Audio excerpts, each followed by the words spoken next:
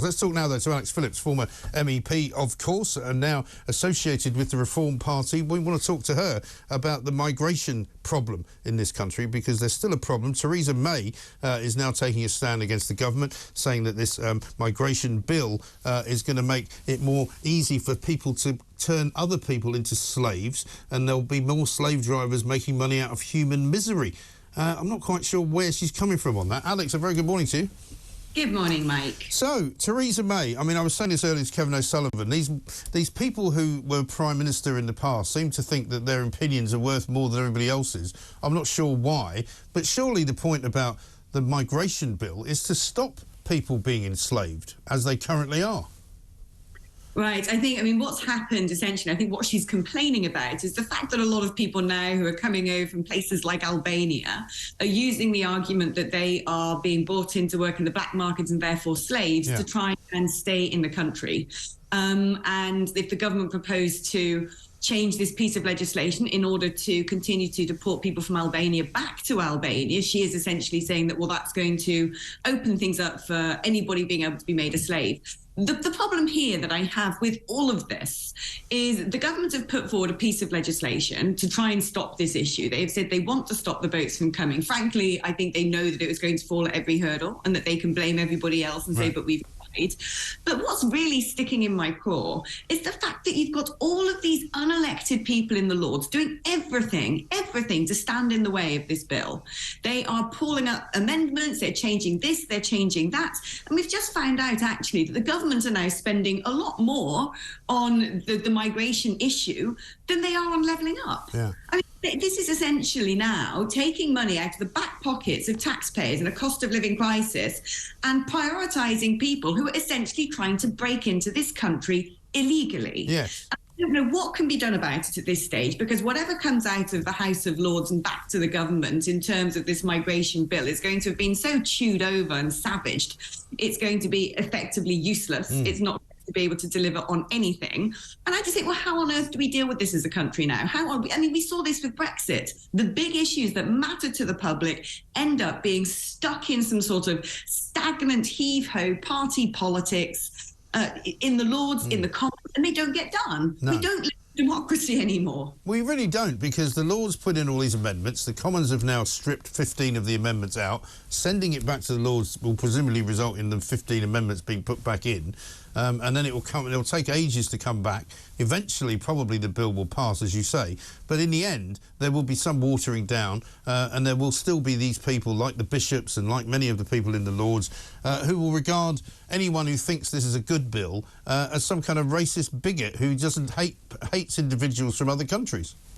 Yeah, I mean, the point I always make to people is, in your house, do you leave your front door open? No. No. You go to bed at night, do you leave your front door unlocked, your back door open, and say to people, look, if you're homeless, if you've had a late night and you've missed your last bus, come on, you can stay over at mine. You don't do it just in case an opportunist comes in and nicks your telly. Right. You don't do it. And even if you did do it, you would vet the person. What you wouldn't say is bring 50 of your mates in and you can just stand in the living room until there's literally no more room for anyone. Like, come and hang out in my house and while you wait for me to decide whether or not I want you as my roommate. Yes. I mean, it's not a thing. No. And I don't understand how this constantly gets distorted into somehow being a racist policy. Countries have always managed their borders. That's what makes it a country. Yeah. You have a civic contract with your government. You pay into the tax system. You get public services back. That is what being a resident of a country is. You can't just say, well, any old person can come and live here now. And I'm getting so frustrated. The government needs to take bold action. Frankly, I've said from the start that all of these plans are under plan. They're all window dressing for the government to apportion blame to someone else, because the only thing that's going to work is to turn back votes. Well, it absolutely is. And I mean, we have, and I say this often and probably till I'm blue in the face, that this all goes back to Angela Merkel's ridiculous decision when she was Chancellor of Germany to allow anybody into Western Europe as long as they were Syrian. And so, of course, everybody said they were Syrian. I was just seeing a piece this morning basically saying that Germany's open door to migrants has now sent it lurching to the right. So they're now, you know, a bit like Italy, because they've had a problem with migrants, and same in Germany now. You know, right-wing parties are going to come through. So for these do-gooders, it's actually having the opposite effect of what they think.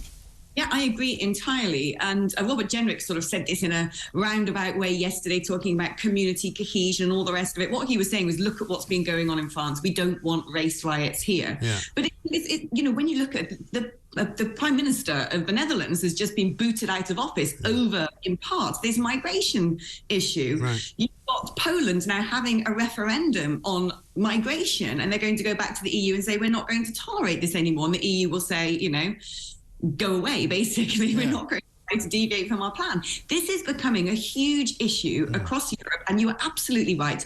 If the continent does not deal with this in a cohesive manner, there will be uprisings. I don't think it's necessarily going to happen in Britain first, because we're generally a country that doesn't go about setting fire to cars and, having mass demos. But we are going to start seeing huge inflection points across Europe. Yeah.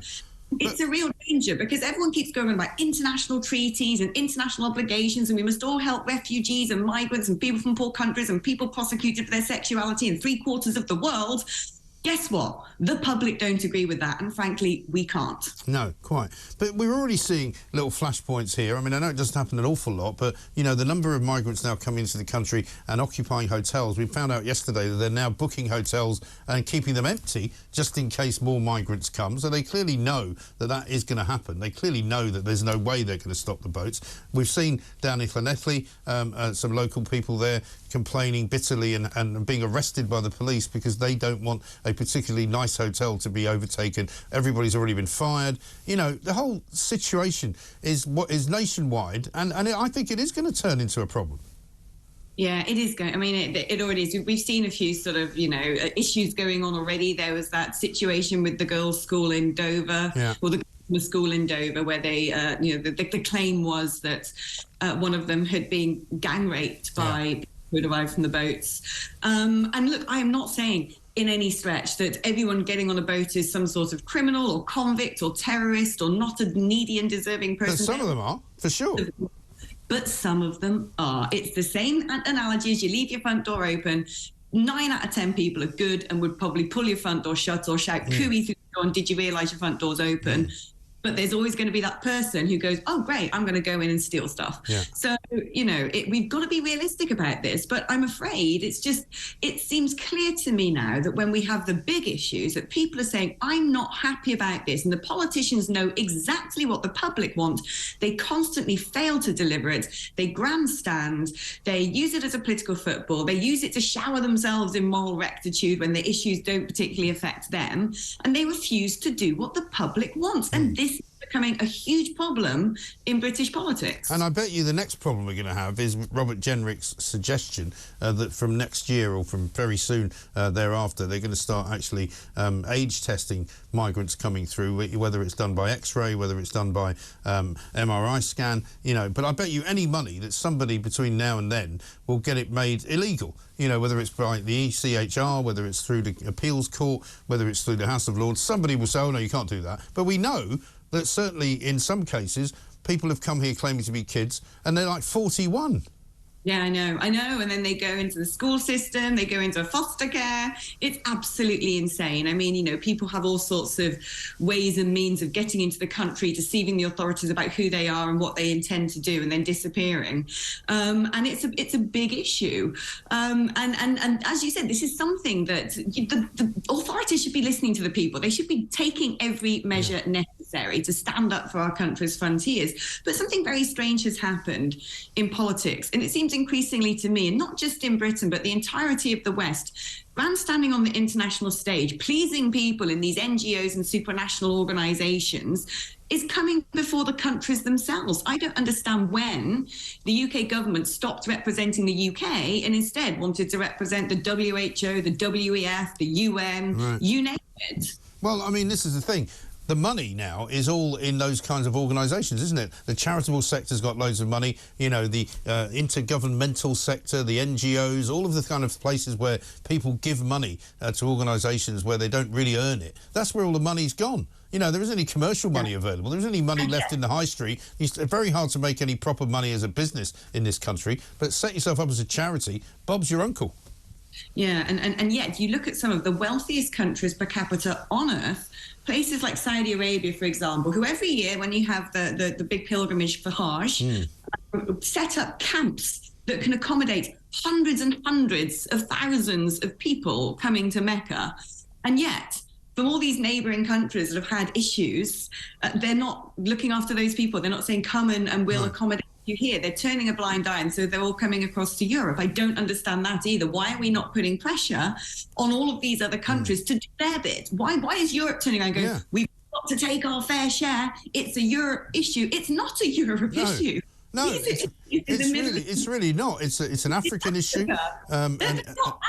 These aren't our issues. And the best thing we can do is, first of all, help the countries set up secure accommodation or whatever it might need for neighbouring countries or the countries where these people are originating from. By all means, give them foreign aid, give them foreign direct investment. I agree with that entirely. But the problem is not a problem to be solved on European shores. No, it's a very well-made point. Alex, thank you, as ever. Thank you very much indeed. Alex Phillips, a former MEP